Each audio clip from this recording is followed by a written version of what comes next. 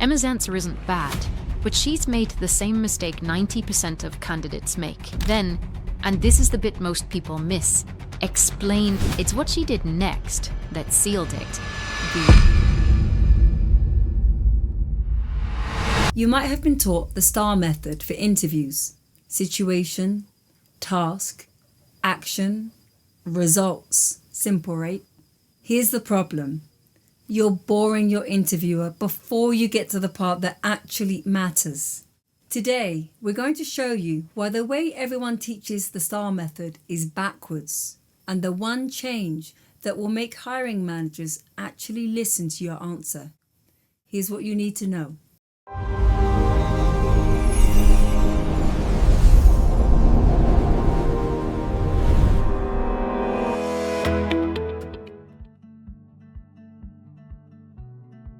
Thanks, Hayley. So let me tell you about Emma. Brilliant project manager, 10 years experience. Now she's got an interview for a senior role at a tech company. She's prepared. She knows there will be a situation-based question, but she's already practiced various answers. The interview question. Tell me about the time you handled a difficult stakeholder. Emma takes a breath. She's got this. So the situation was I was managing a CRM implementation project for a retail client about 18 months ago. The project had a 6-month timeline and a budget of £200,000. The difficult stakeholder was the head of sales, who was initially resistant to the new system because... Stop right there. The interviewer has already tuned out. Emma's answer isn't bad. She's following the STAR method perfectly. Situation first, setting the context. But she's made the same mistake 90% of candidates make. She's buried the headline. Here's what nobody tells you about the STAR method. Interviewers aren't listening to your situation. They're waiting to hear if you achieved something worth caring about. By the time you get to the result, the bit that actually matters, they've already decided whether your answer is interesting or not. Think about it. Would you rather hear... The situation was we had a project that was running behind schedule due to resource constraints. The task was to bring it back on track. The action I took was to negotiate with stakeholders and reorganize the timeline. The result was we delivered on time. Or version 2. We delivered the project 3 weeks early and £50,000 under budget. Here's how I did it. Which one made you want to hear more? The traditional STAR method was designed for assessment centers and structured interviews where evaluators have to sit through every answer. But in real interviews, attention spans are short. Interviewers are tired. They're seeing 6 candidates today. If you don't hook them in the first 15 seconds, you've lost them. So here's the uncomfortable truth. The STAR method everyone teaches you is designed for the interviewer's convenience, not yours. You need to flip it. Instead of STAR, use RAOS or RAOS. Result. You start here, it's the headline. Then, action. What you specifically did. Next, obstacle. What made it hard? This is your so what? And finally, situation. Context. Only use this if they ask for more.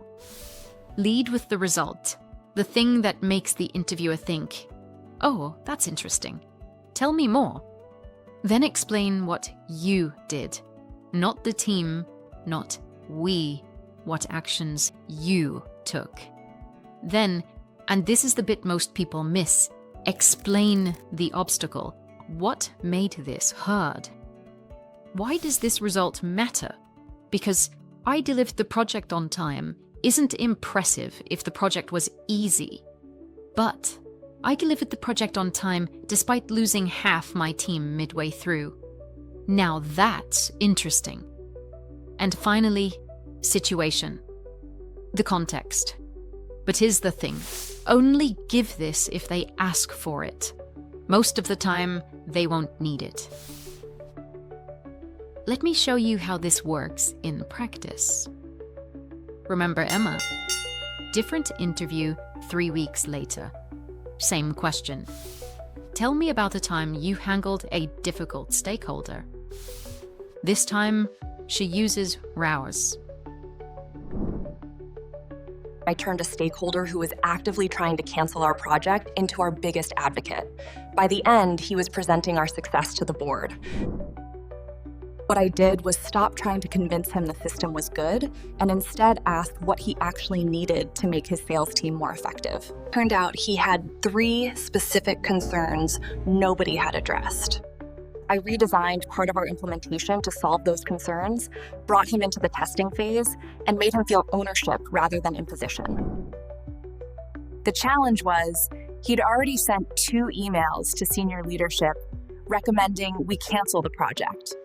I had about 2 weeks to change his mind, or we'd lose the £200,000 budget and probably my credibility. This was a CRM implementation for a retail client, 6-month timeline. The stakeholder was the head of sales who felt the system would slow his team down. See the difference? In 15 seconds, Emma's given the interviewer the headline, turned enemy into advocate. That's interesting. They want to hear more. She gives them the action. Ask him what he needed.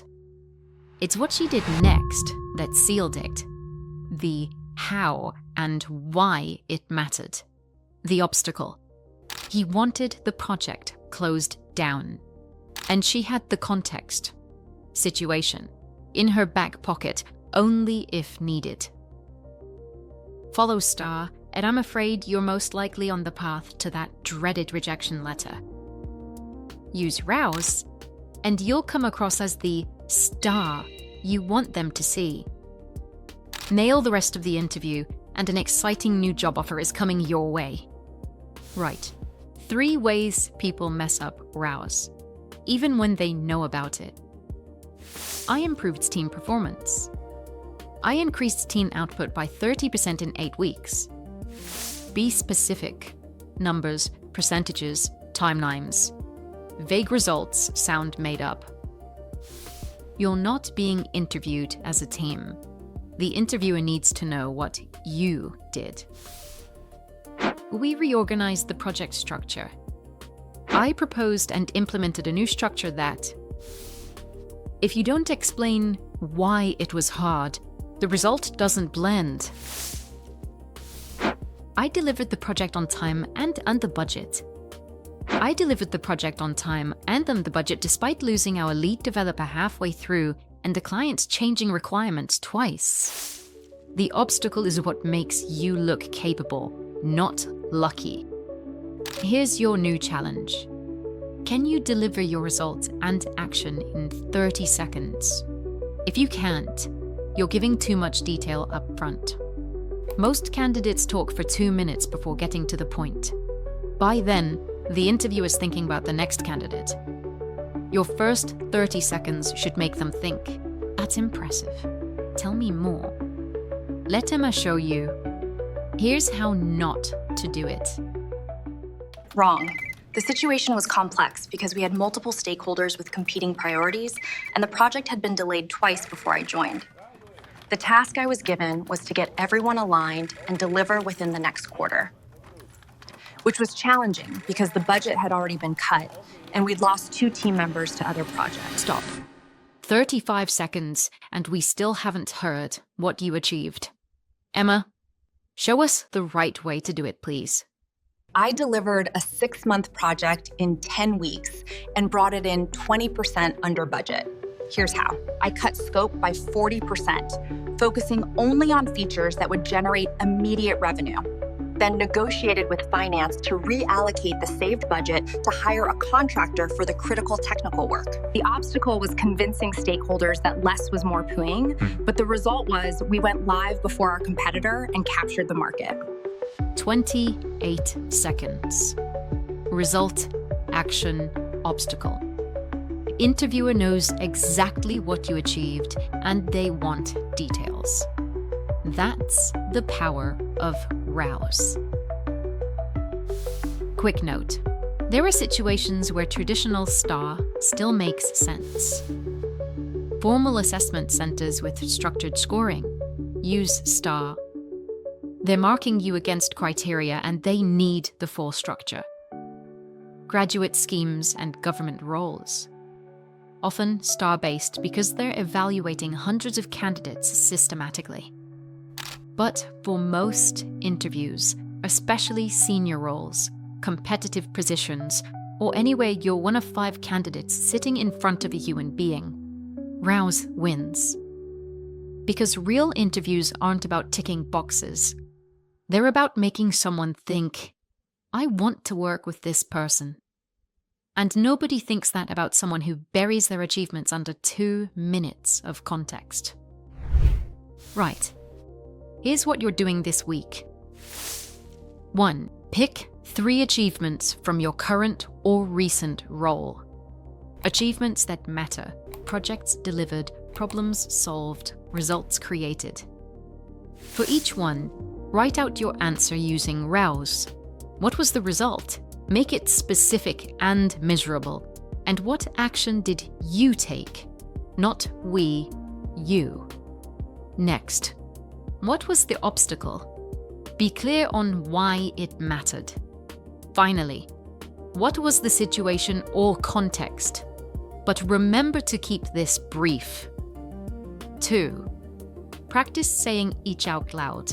Time yourself. Can you deliver the R and A in 30 seconds? If not, cut it down. 3. Record yourself. Listen back. Are you saying we or I? Are you leading with the result or burying it in context? This might feel awkward at first.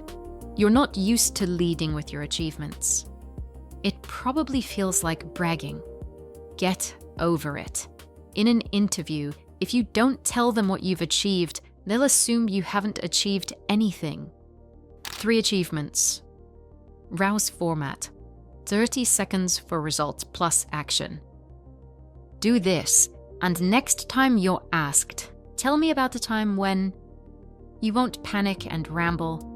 You'll deliver a headline that makes them lean forward. Here's the real power of RAOS. It's not just for interviews. It's about how you think about and communicate your own work. Think about every encounter with your boss as an informal job interview. When you start structuring your achievements as RAOS, you start noticing what actually creates results. Not busyness, not attendance. Results. You start asking, what's the obstacle here? What would make this result impressive? That changes how you work and how you communicate outputs. You focus on the outcome first, you gain interest, then you explain the obstacles. Then next steps, and only if they ask for it do you give details. A great manager of mine once said, be brief, be bright, be gone. Treat your manager like that interviewer. Think compelling, not complicated. Remember yesterday. James didn't volunteer for everything. He focused on becoming exceptional at one thing. That's RAOS thinking. And I know this might feel back to front. There's a logical sequence to storytelling and it doesn't start with the ending. But here's the reality. Your boss, your colleagues, and the interviewer will piece it together because you've captured their attention. Results lost in situational monotony get forgotten. Specific results, delivered in 30 seconds, they get remembered. Practice this, use it, and watch how the energy in the room changes when you lead with what you've actually achieved instead of 2 limits of setup. So there you have it. RAOS instead of STAR. Results first, always.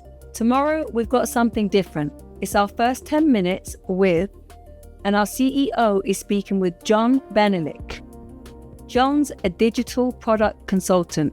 He's worked with Trustpilot, Coca-Cola, L'Oreal, massive brands you've heard of. But here's what makes his story interesting for you. He's proven you don't need to climb the corporate ladder to work with the best companies in the world. You don't need a fancy job title, and you can work hours that suit you. Ever thought there has to be a better way than this? Tomorrow's conversation might help show you how. See you tomorrow. And remember, result, action, obstacle, situation.